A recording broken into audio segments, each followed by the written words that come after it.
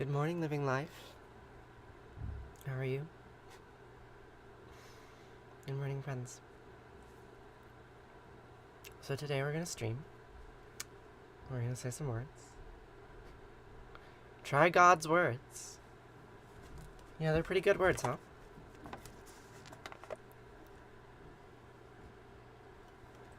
We're going to say some old words. I'm going to say words from the Shema and the Vahafta. And, what else? We're going to read from the story of Era and Ishum.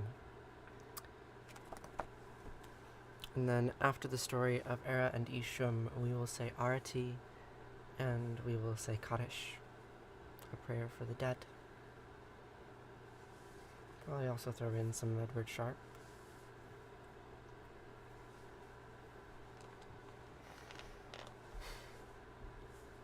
So the first word of the prayer, Shema, means listen. It goes like this.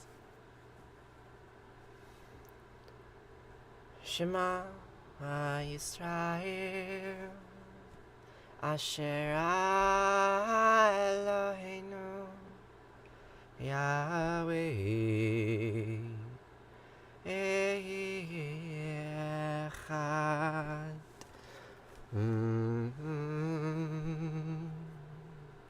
Vahafta et Anat Elohecha ובכל לבבך ובכל נפשך ובכל מאודך אביחיו הדברים האלה אשר נחים מצווך היום על לבביך ושיננתם לבניך ודיברת בם בשבתך בביתך ובלכתך בדרך ובשכבך ובקומך וקשרתם לאות על ידיך וחיו לטוטפות בין עיניך וכתבתם על מזוזות ביתך ובשעריך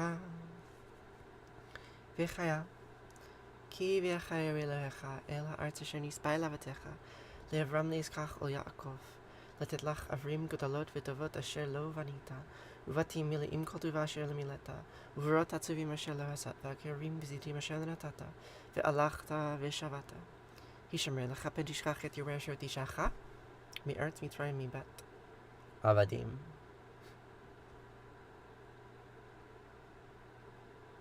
Listen, Israel. Yahweh Eloheinu Asher Echad.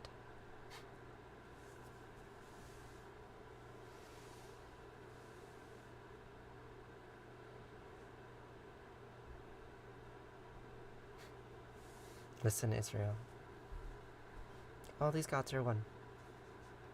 And when Yahweh Eloheinu brings you to the land that he swore to your fathers Abraham, Isaac, and Jacob, to assign to you great and flourishing cities that you did not build, and houses full of all good things that you did not fill, and hewn cisterns that you did not hew, and vineyards and olive groves that you did not plant, and you eat your fill.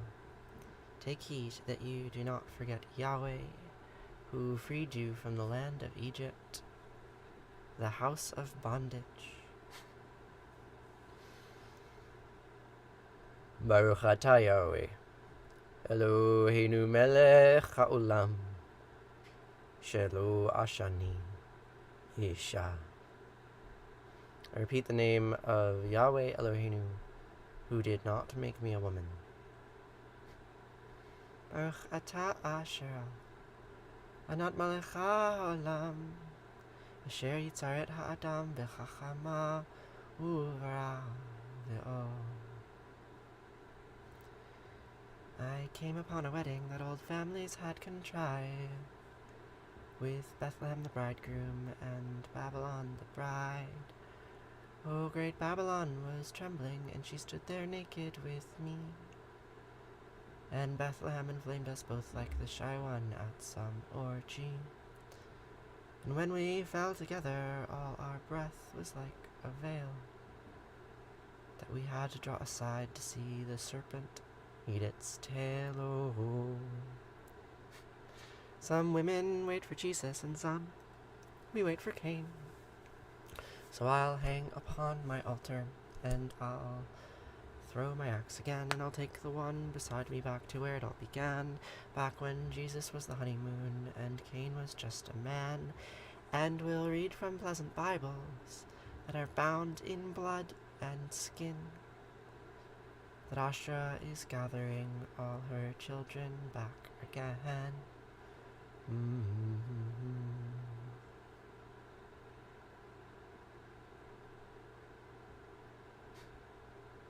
Do I sell any book? Yeah, I have a book. I have a cookbook. There's a video about it on my channel. If you want to check it out. It's called A Curious Harvest. Good morning, friends. How are you doing today?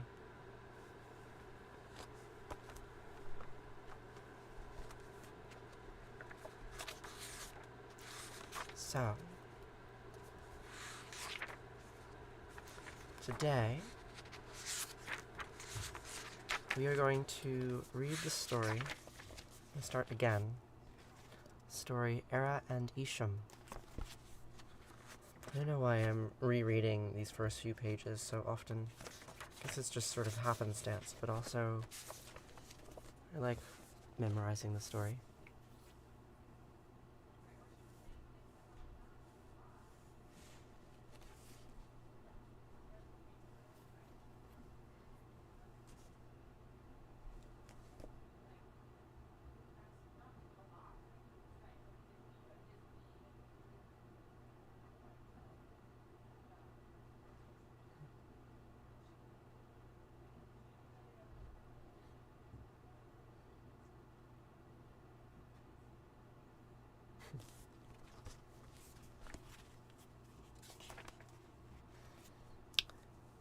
I raise my song for the son of the world's king and creator, of Elil's heir, Hendur Sangha, who possesses the soaring staff, who acts as a guide to all peoples, a shepherd of the masses, of Isham, the righteous slayer, whose practiced hands wield his menacing weapons and make his terrifying axes gleam.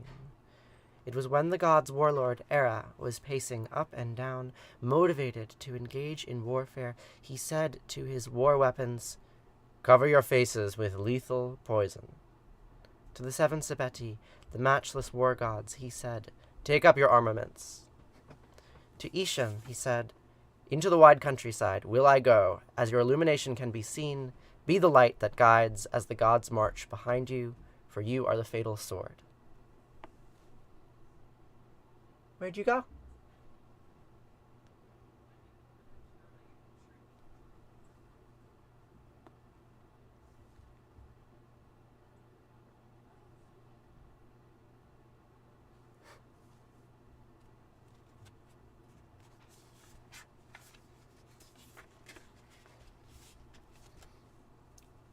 So, stand up, Era, and when you conquer the countryside, how ecstatic you will be. How much your heart will rejoice.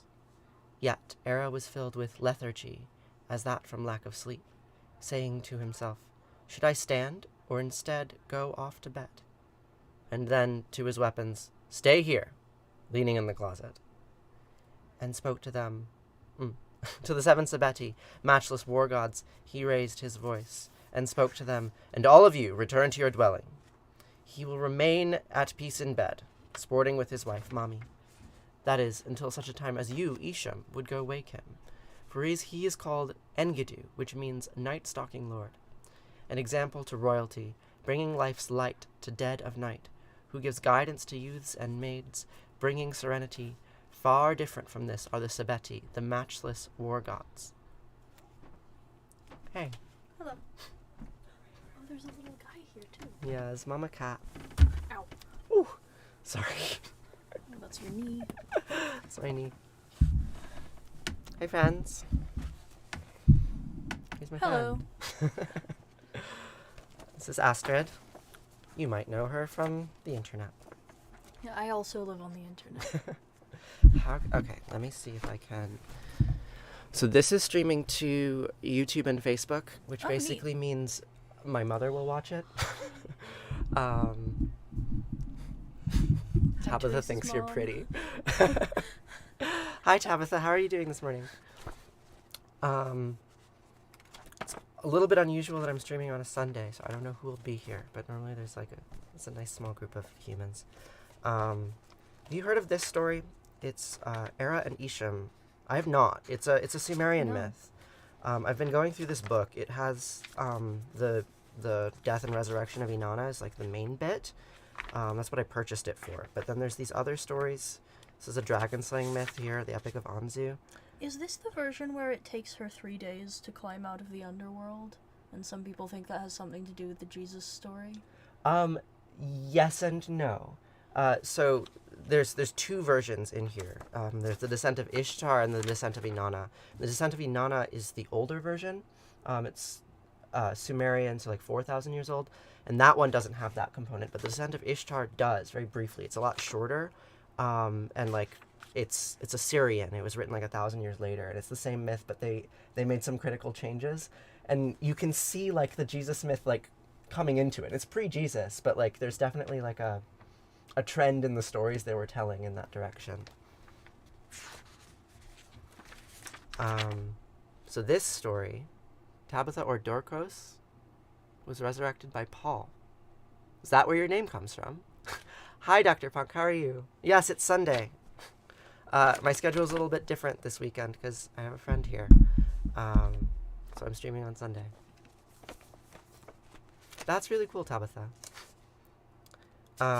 Yeah, so I'm going to read a couple of pages of this. And then, Awesome. yeah. I'll just start over. That is so cute. She's very good. She's so chill. Oh,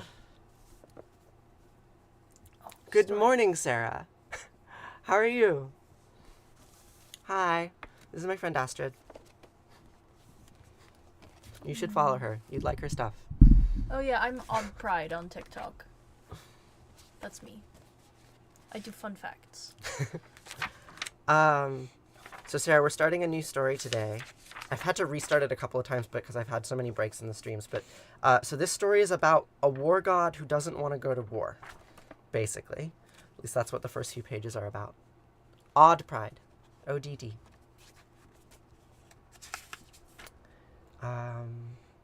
Yeah, so it goes like this. I raise my song for the son of the world's king and creator, of Elil's heir, Hendor Saga, who possesses the soaring staff, who acts as guide to all the peoples and shepherd of the masses, of Isham, the righteous slayer, whose practiced hands wield his menacing weapons and make his terrifying axes gleam. It was when the god's warlord, Era, was pacing up and down, motivated to engage in warfare, that he said to his war weapons, "Cover your faces with lethal poison." To the seven Sabeti, the matchless war gods, he said, "Take up your armaments." Then to Isham, he said, "Into the wide countryside will I go. As your illumination can be seen, be the light that guides, as the gods march behind you, for you are the fatal sword." So stand up, Era. When you conquer the countryside, how ecstatic you will be, how much your heart will rejoice. Yet Era was filled with lethargy, as from lack of sleep, saying to himself, should I stand or instead go off to bed? And then to his weapons, stay there, leading in the closet. To the seven Sabeti, the matchless war gods, he raised his voice and spoke to them, "And all of you, return to your dwelling." He will remain at peace in bed, sporting with his wife, Mami. That is, until such time as you, Isham, would go wake him, for he is called Enkidu, which means night-stalking lord.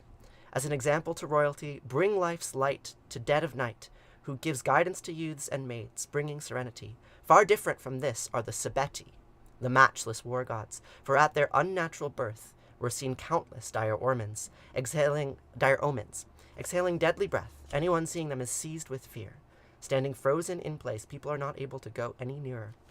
Thus, Isham acts as the gate standing locked in front of them. Know that when the king of the gods, Anu, seeded the earth, that she bore him these seven gods who he called the Sabeti. And when they took their place before him, Anu set their fates. He called forward the first of them and made this declaration. Any pace you amass and march forth, none will match you. And to the second he said, kindle like Gera, and scorch like fire. Then to the third he said, you will take on the aspect of a lion, so that any who see you as such would crouch down in fear. Then to the fourth he said, may even the mountain take flight, when faced by the one who wields your savage weaponry. Then to the fifth, be a gust of wind, and find the sky's edge. Then to the sixth, trespass high and low, show no mercy. And then to the seventh he imbued it with a serpent's deadly poison, and said to him, you will bring down all the living creatures. Then, after Anu had designated the fates of each of the Sabeti, he put them under the command of Era, the god's warlord, and then spoke, saying, may they stride side by side with you. So, when the uproar of civilizations is more than you can stand, and you feel in the mood to unleash your destructive fury, to strike down some of the people or of Sakan's cattle, they will be your severe weapons, striding abreast with you. Certainly they were fearsome, weapons raised, saying to Era, stand, rise yourself up. Do you want a pillow? There's another one there. No, I'm okay. If I move, I won't be hanging out with the cat. What if I disturb the little guy? She's resilient. Yeah, but she's so comfy. Even the mountain take flight. You follow her on YouTube? I am unsurprised. Oh yeah, I made a little 10-minute mini video essay about autism and mythology and the Star Trek episode Darmok. Yeah, I think I posted it to you like a week ago maybe, when I told you she was coming. In fact, the only significant thing that I've made on YouTube, but yeah, it was pretty good. I liked that video a lot. I'm happy with it. It was very thoughtful. I figured you would like it. I'm going to read like a page more of this. There's this interesting point. Yeah, at the end of this page. Okay, let's continue on. So he's saying you should go to war. When you feel in the mood to unleash your destructive fury, to strike down some of the people or of Shakan's cattle, they will be your severe weapons, striding abreast with you. Certainly they were fearsome, weapons raised, saying to Era, stand, rise yourself up. For what reason do you remain here? Residing within the city limits like an elderly man in his dotage? Why remain safe within your house like a babbling infant? Is our food to be women's bread as one who has not gone to war? Because women don't go to war in ancient Sumer, I suppose. Are we to be cowardly and anxious as one with no scars? To march onto the battlefield gladdens like the youth's festival, and anyone who remains within the city, even if he is royalty, certainly will not be able to satisfy his hunger on bread alone. He will be maligned and dishonored from his own people's lips. Likewise, we can no longer criticize those who have gone to war. Likewise, he can no longer criticize those who have gone to war, no matter the physical might of him who remains in the city. Will he be able to overcome him who was engaged in warfare? No matter how dainty it might be, the food that is in the city has no comparison to that which is smoked over the open fire. The most full beer, brewed best, nothing like water from a skin. And the most well-founded Oedipus, no match for the pup tent. O warlord Era, make your way forth onto the battle. O warlord Era, go so that your weaponry might mightily ring. So they're making the man who wants to stay at home and hang out with his wife go to war by emasculating him and saying, you're not going to be a man unless you do that. Darmok and Gilead are the best at Tangara. Oh, Darmok and Jalad and the beast at Jalad Tanagra. Wow, I cannot pronounce things. People usually spell Jalad with a J, but also it's in a made-up alien language, so spelling it with a G is equally valid. Do they use Latin characters? Like the people who wrote Star Trek do. I don't know about the Tamarians. The Tamarians are fun. They speak in... Spoiler alert for the TNG episode Darmok. They speak in mythological references. And I just thought that was really neat. And I had some stuff to say about it. About, the struggles of communication and the ways that, storytelling can help us communicate even across, wide gaps or for people who particularly struggle with communication.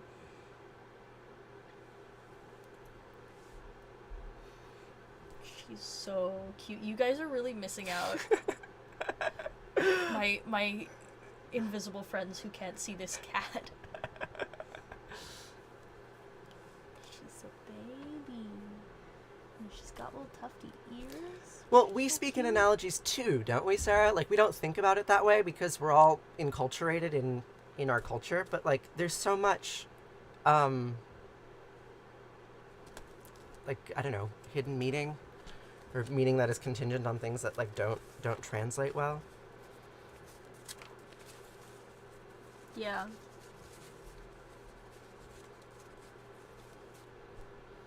I think Darmok was an exercise in, like, how can we imagine an alien language that couldn't be translated by a universal translator? And so they just made an entire language out of, like, culturally referential proper nouns. Mm-hmm.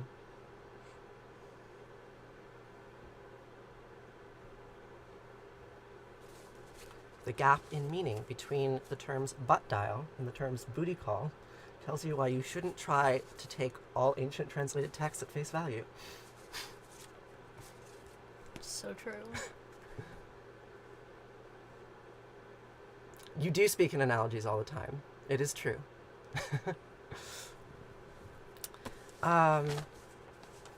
So, we'll do a couple more songs. Do you want to sing something? Yeah, let me pull up. Yeah, why don't I will do I know, an like, Edward Sharpe tune, and you can figure out what you want to do. a spooky sad song. A spooky sad song? That sounds great. Hello. Good morning. So this prayer, I don't know, is it a prayer, is it a song? It depends on how old it is. It's by an American folk pop group called Edward Sharpe. And I've changed the lyrics a bit to incorporate Canaanitic goddesses, because that's the way my brain works, but it's pretty good. It's like this. I don't want to pray to my maker, no, no, I just want to be feeling free. Mm-hmm. Not just who I am, but the pink in golden land, and that wide, wild sky over me. Mm-hmm. Help me to the sun, hey, I'm looking everywhere. See, I'm looking to become not the prayer, but the prayer, and I don't want to pray, no. I don't want to pray, no, no, no. I don't want to pray, we don't want to pray, and it's not much good to talk, better to walk it. Ooh, not much good to take, better to give. Mm-hmm. We are done, forgiven, and forgotten of our sins, and I promise you, my friends, all that dies will live again. So, pardon, God and Mom, what I'm saying isn't fair. See, I'm looking to become not the prayer, but the prayer, and I don't want to pray, no. I don't want to pray, no, no, no. I don't want to pray, we don't want to pray. Allah made love, and Yahweh made hate. Asher made good, and Anat made bad. Eloheinu made love, and Yahweh made hate. Allah, God made. But I don't want to pray to my maker. I just want to be feeling free. Not like in a book, or the leaves of trees that shook from a word that means only not a thing. No. Pardon, God and Mom, what I'm saying isn't fair. See, I'm looking to become not the prayer, but the prayer, and I don't want to pray, no. I don't want to pray, no, no, no. I don't want to pray, we don't want to pray.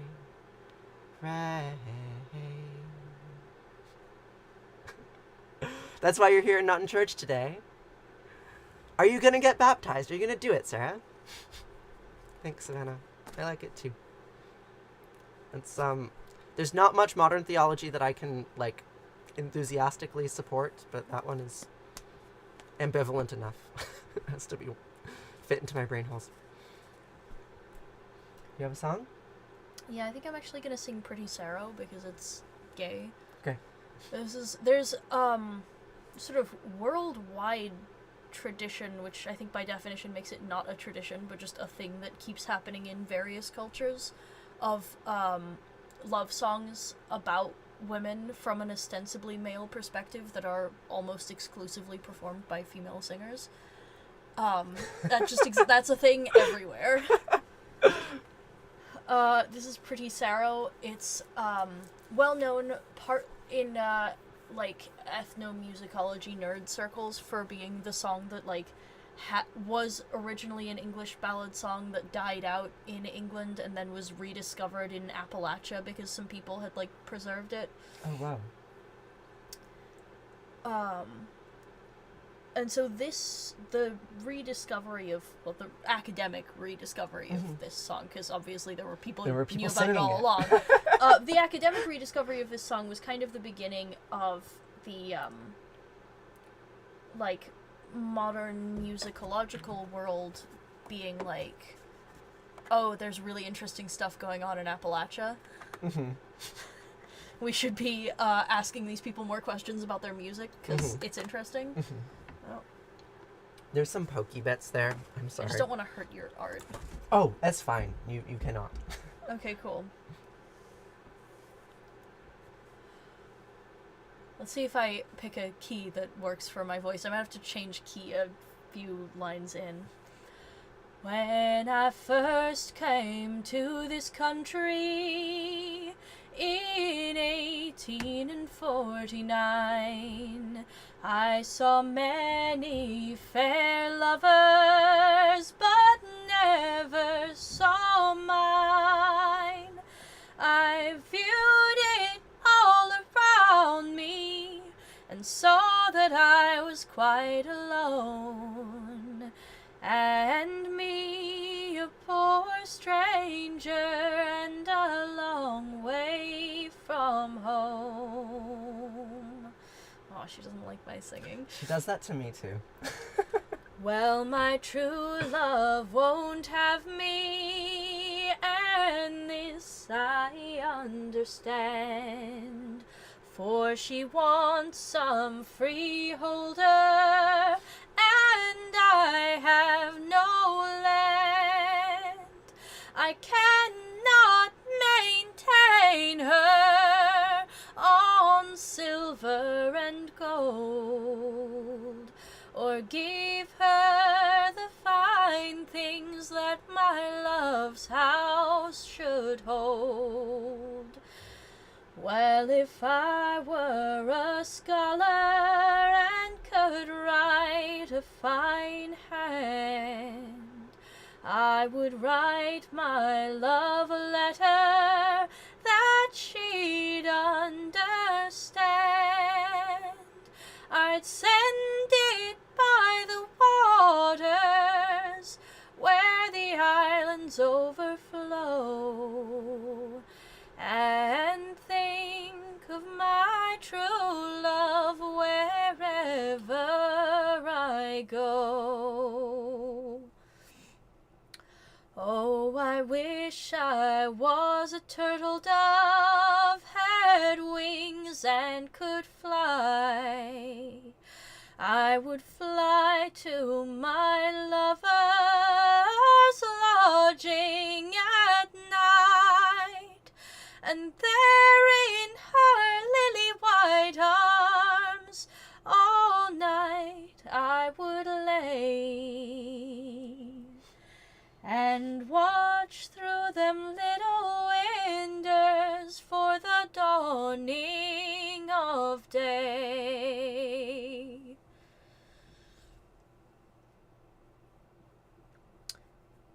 I don't usually sing the last verse. There's no reason why not. It just wasn't in the recording that I learned this from. I'll sing it. I like it. Way down in some lonesome valley, way down in some lonesome place, where the wild birds do warble and their notes do increase, my love, she is handsome, she's slender and neat, and I wouldn't find no better pastime than to be with my sweet. Thank you. They liked it. Yeah, thank you for listening.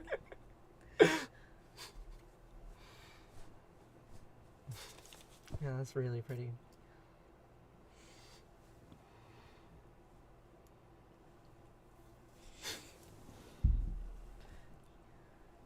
I'm having a little, like, I don't know, lesbian eat, pray, love moment where I'm, like, here in this beautiful spiritual house thinking about my big gay feelings that I left back home.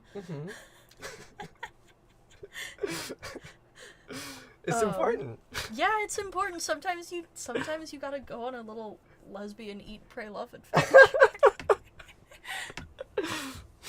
I told you that I had Elizabeth Gilbert's dog, right? You did tell me that. Yeah, I mean, my mother, I didn't take care of that dog, but my mother took her dog before she went on her soul-seeking journey. My toxic trait is that I genuinely and unironically think Elizabeth Gilbert seems really fucking cool.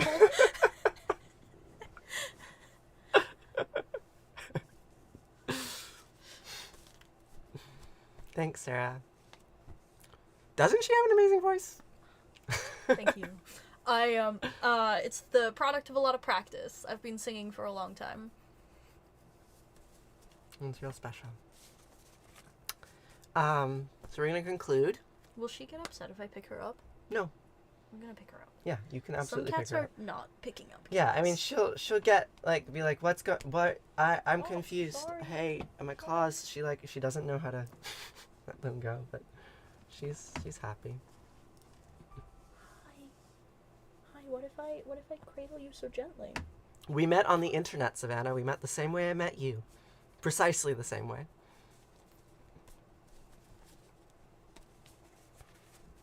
Okay. So. She doesn't want me to cradle her so gently. Yeah, like she will tolerate it being picked up, but then she says, I'm That's done. Okay.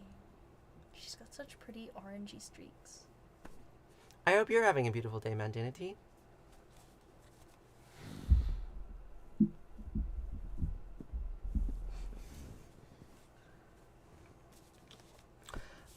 So, Arati, means flame, or, oh no, it burned out. Hold on 1 second.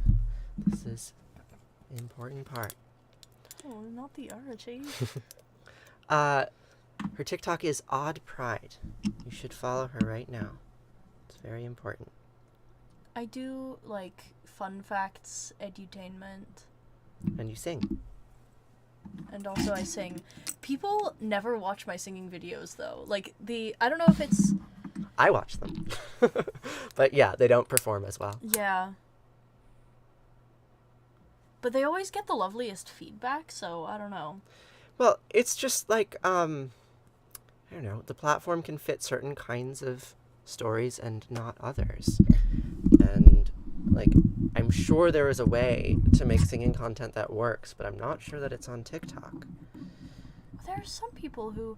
It's frustrating because there clearly is a niche on TikTok for traditional folk music, because there was this whole craze about it. It was, like, a little bit annoying from my nerd perspective, because people started calling all traditional music sea shanties. Right. And sea shanty is, like, a much, much narrower phenomenon than that. But, yeah, no, there's clearly a niche for it. It just, I don't know, the niche didn't want me. Well... Rude. Your songs, they're so beautiful and complex. Yeah, they're not really singing along songs. Yeah, like, I think, like, the thing that made that sea shanty craze do what it did was that, like, people could stitch it and duet it, and there was a lot of, like, really, really bad interactive content, like, bad from a like, consumer's perspective, but really good from an interactive perspective that got that stuff to move. Anyhow, you got your septum done. Congratulations. Do you like the way it looks? So Arati means light in Sanskrit, or flame. So here's, got a little fire, sits there. You can't find her. Somebody write it in the chat. I can't, it's too far away from my fingers. Sarah, you could post it. Odd Pride, at Odd Pride.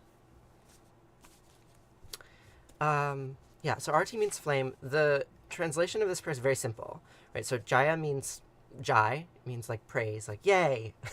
And Arati means flame, and then all the other words are various names of Indian deities. Thank you, Tabitha. Very good. I appreciate that. So it's a repetition of various deity names. And this came from, there's a guru named Shivananda who decided in the 50s that he wanted to start proselytizing to Americans. So he sent a bunch of acolytes, and there's an ashram not far from where I live that my mother took me to when I was young, and that's where I learned this. I like the way it looks, but it felt bad, I'm sure. Thank you, Tabitha. Yeah, so I learned this at this ashram, and they're definitely appealing to like an international audience. So at the end of the prayer, there's various Abrahamic deities that are mentioned, but most of them are Indian gurus and creatures that there are stories about. Where's Ganesh? Where did I put that little Ganesh? Here it is. You seen this icon before? I've seen this image. I haven't seen this specific one. That image.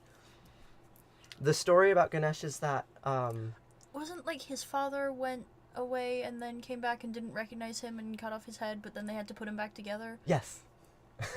Like it's a sacrifice story, right? Like a death and resurrection story, but it has a different valence. His mother tells him to guard her bathing. She doesn't want men coming in while she's naked. Right, yes. And Shiva will not have it. Funnily enough, this was my crazy ex's favorite Hindu myth. Really? Yeah. He was I dated someone who was like actually raised Hindu but had the kinds of weird ideas about Hinduism that I associate with like white people with weird opinions about Hinduism. There's a new agey streak in American Hinduism that yeah.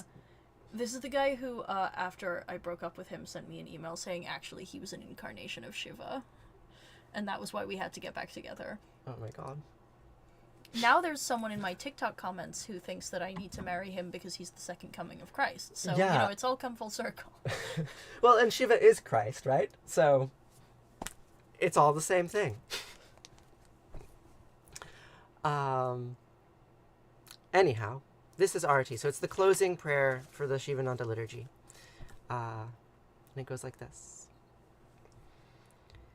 Jaya Jaya Arati Vina Vinayaka Vina Vinayaka Shri Ganesha Jaya Jaya Arati Subramanya Subramanya Kartikeya Jaya Jaya Arati Venugopala Venugopala Venuola Papa Vidura Navanita Chora Jaya Jaya Arati Venkantaramana Venkantaramana Sankataharana Sita Rama Radhe Shama Jaya Jaya Arati Gauri Manohara Gauri Manohara Bhavani Sankara Samba Sadashiva Uma Maheshwara Jaya Jaya Arati Raja Rajeshwari Raja Rajeshwari Tripura Sundari Mahalakshmi and Mahasaraswati Mahakali and Mahashakti Jaya Jaya Arati Anjaneya Anjaneya Hanumanta Jaya Jaya Arati Dattatreya Dattatreya Chimuttaravatara Jaya Jaya Arati Adityaya Adityaya Bhaskaraya Jaya Jaya Arati Sanistaraya Sanistaraya Bhaskaraya Jaya Jaya Arati Sankarachaya Sankarachaya Advaita Gurave Jaya Jaya Arati Sadgurunata Sadgurunata Shivananda Jaya Jaya Arati Vishnu Devananda Vishnu Devananda Vishnu Devananda Jaya Jaya Arati Agastya Munaye Agastya Munaye Shriyama Priyaye Jaya Jaya Arati Ayappa Swamine Dharma Shastave Jaya Jaya Arati Jesus Gurave Moses Gurave Buddha Gurave Jaya Jaya Arati Muhammad Gurave Guru Nanak Gurave Samastya Gurubho Namaha Jaya Jaya Arati Venugopala Natatrasya Bhati Natanjakaratam Nimavidyo Bhati Kutoya Magni Twameva Bantamina Banti Sarvam Tasya Basya Samidam Vivanti Om Gange Kayamane Kaiva Govari Saraswati Narmade Siddhika Vihiyaha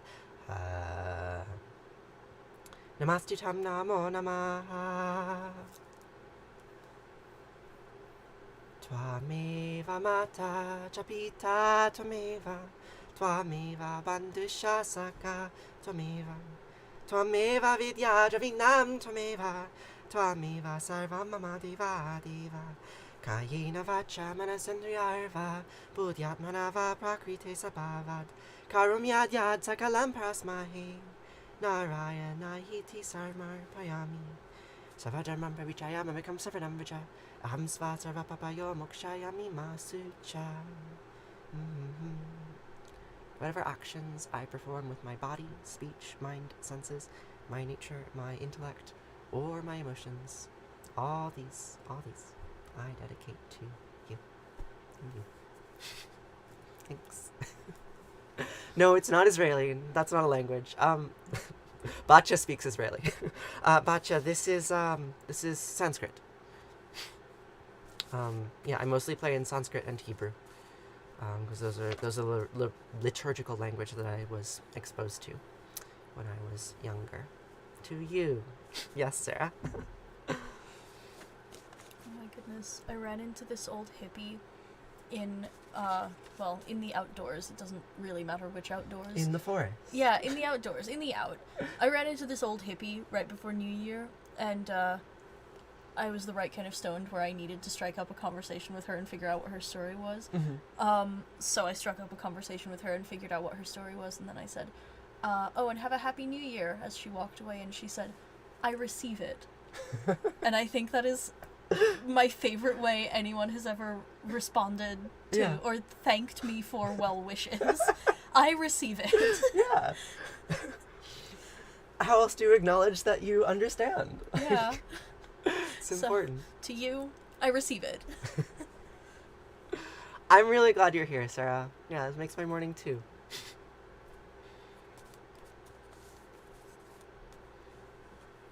Sarah, how long have you been going to that Baptist church?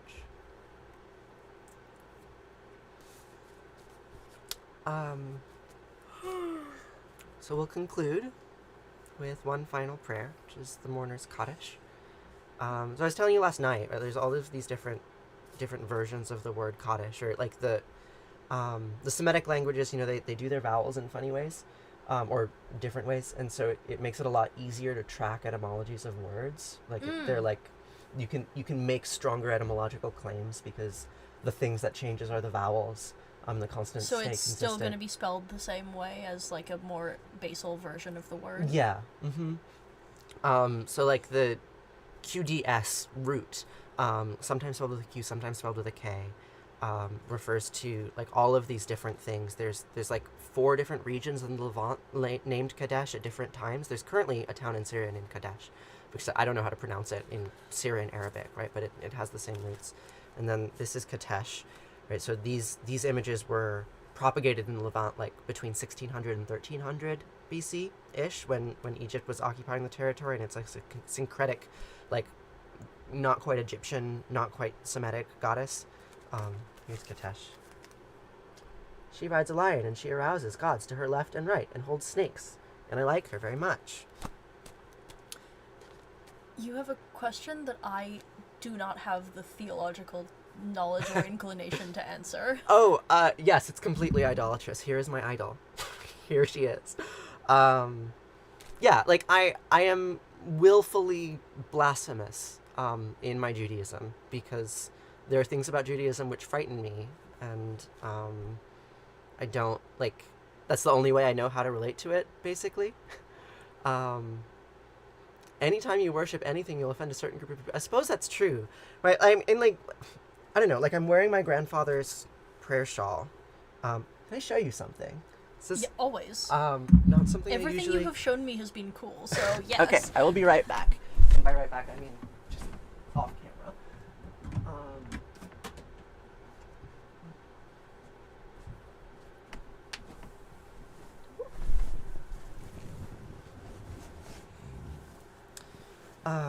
So when my grandmother died, right before the start of the pandemic, we went through her apartment and I found my grandfather's old tallis and tefillin.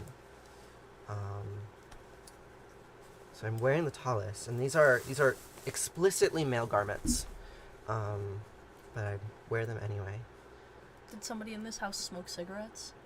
No. Or does it just smell like old fabric and I think of that as a cigarette smell because Yeah. I associate them? They did not smoke cigarettes, but like, Yeah, I mean, these were in a closet for decades, and they were also worn. He wore them every day. So this is tefillin.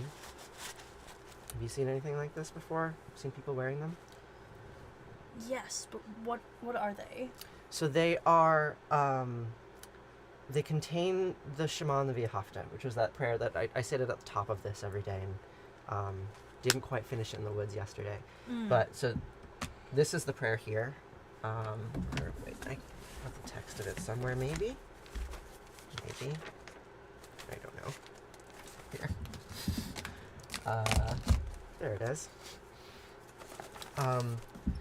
So that prayer is copied in all sorts of funny places, including mezuzahs, so these doorpost objects that you see in front of Jewish homes.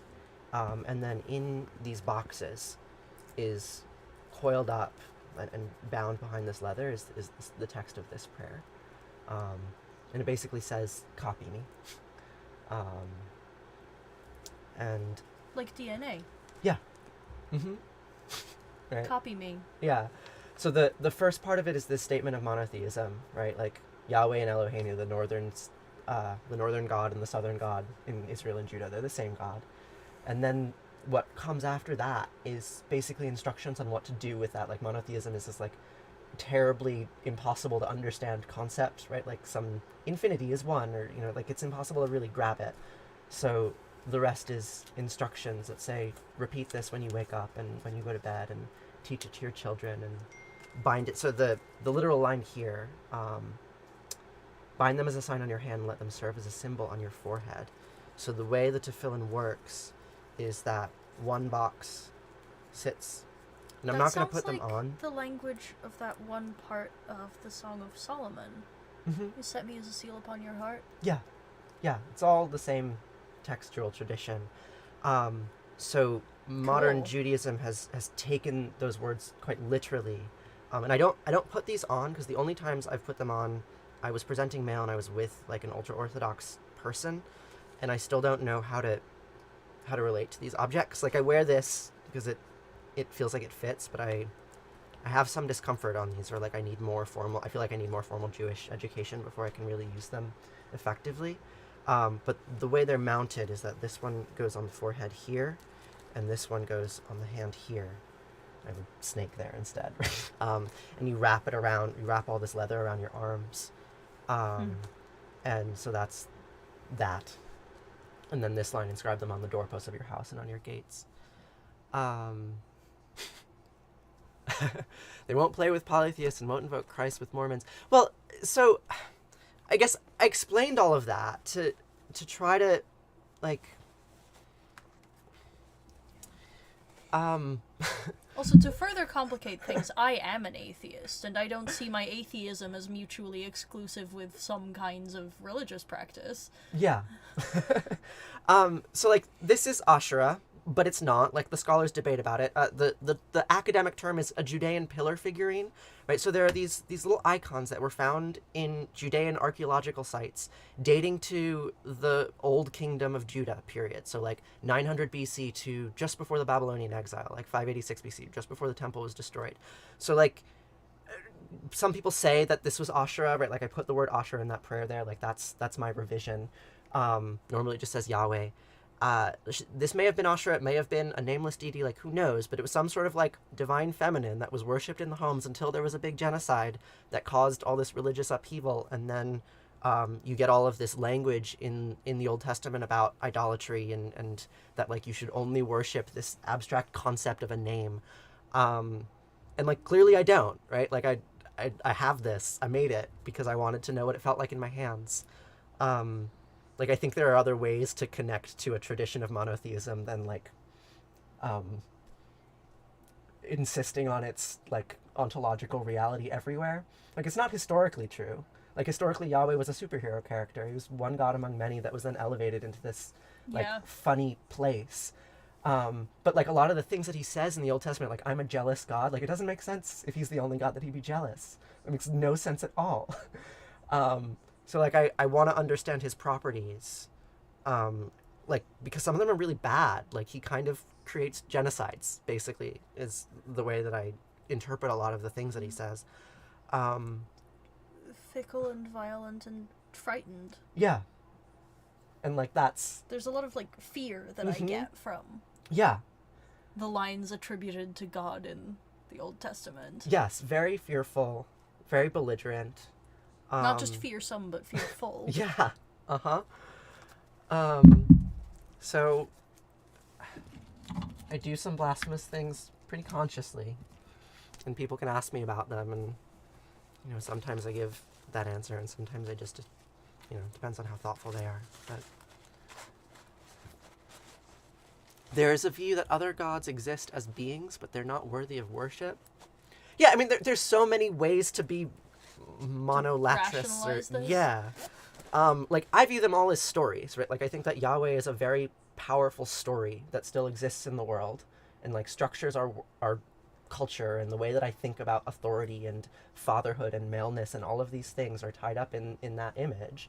And, like, I don't have to believe in him as some sort of, like, man in the sky, but, like, clearly it's a meme that has impacted me and impacted so many things. It's a very, very powerful meme, and so I want to understand it as that.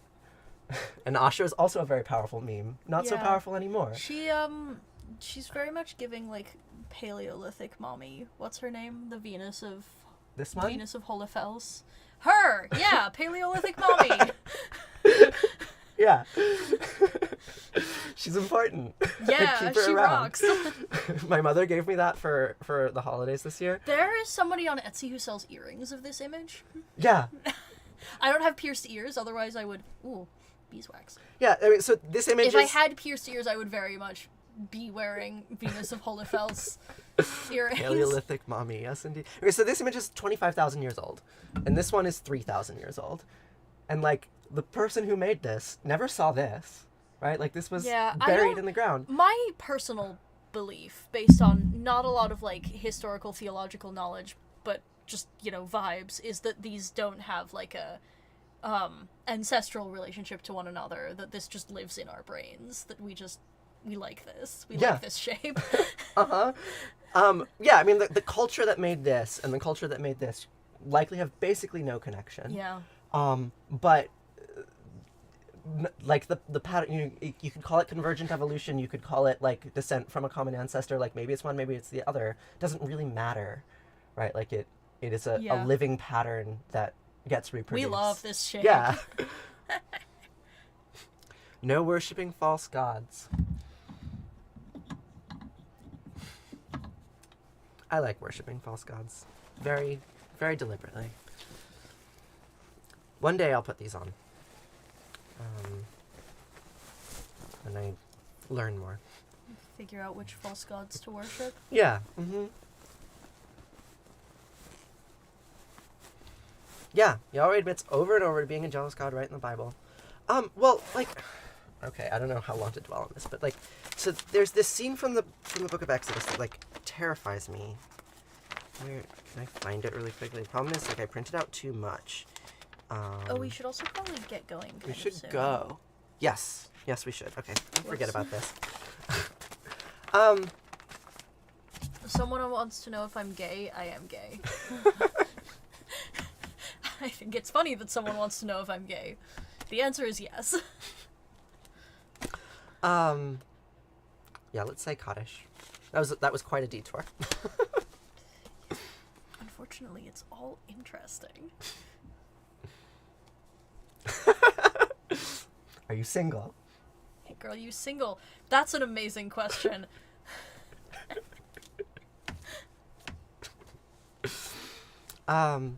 So the text of this prayer, I don't actually have the English translation of it, but the funny thing about it is that it doesn't have anything to do with grief, right? Like, it basically it's like, Yahweh's really great, king of everything, it's so awesome, praise him, he's so lovely. No, Trey Smith. Somehow this prayer, like, became about grief through repetition and context. Like, there are many different Kaddishes where the words are, like, very similar, but then they get labeled in the liturgy as, like, this one is about this emotion, right? Like, and there's this, I don't know exactly how it happened, but I've always associated this word with grief, even though it means so many different things. That's one of the reasons why I like praying in a different language. Is like it lets you put meaning into it that might not have been there originally, but you can still have the same pattern. So this is a prayer for the dead, and I like to say it publicly because I think grief is an emotion that's best processed publicly. Yes, it's grief time, Dr. Punk. Yes, indeed. So for the last 2,500 years, give or take, my ancestors have been saying these words in response to death. Yitkadal v'yitkadash Shema Rabbah B'yalma divrachyote v'yamlich malchute b'chaychon v'yomechon v'chayed kol beit Yisrael b'agala v'zman kariv v'imru. Amen. Yehi Shema Rabbah meva'arech li'olam omei omaya yitbarach v'yishtabach v'yitba'ar v'yirmam v'yitnaseh v'yitadar v'yitalei v'yitalal Shema dekudisha b'richu Leil amin kol birchata v'shirata tushbechata v'nechemata jamiran b'yalma v'imru. Amen. Yehi Shlama Rabbah min Shemaya v'chayim aleinu v'yachol Yisrael v'imru. Amen. Ose shalom b'imramav huya ase shalom aleinu v'yachol Yisrael v'imru. Amen. Ose shalom b'imramav huya ase shalom aleinu v'yachol Yisrael v'imru v'imru. Amen. Thanks. That flame had grown considerably from the time you first lit it. Yeah. I like the way that lamp oil does that. Thanks, Dr. Punk. It's grief time, Dr. Punk. I have really nice internet friends. They make me really happy. Sometimes you just like say a really legendary sentence out loud. Well, so I have been calling Sarah this time, but like her actual name is Buttflaky. And sometimes I don't want to repeat Buttflakes all the time, but whenever I talk about you, I refer to you as Buttflakes. I have too many friends that are named Sarah. It's very good. So it's time to go. We're gonna go look at some waterfalls. I will be back here around this time tomorrow to say these words once more. And we can do it all again. Neither of us is single and we are not dating each other. No. To answer the question that has been asked like 100 times. Welcome to the internet, friends. If you liked this stream, you could check out the link in my bio. I have a Patreon. You can subscribe on TikTok, and then you can post fun emojis like Dr. Punk does. You can also join the Discord server. We can chat there. I've been having a lot of fun over there recently. Yeah, and I will see you in the future, in the very near future. I hope you have a really lovely day. Thanks for coming. Bye.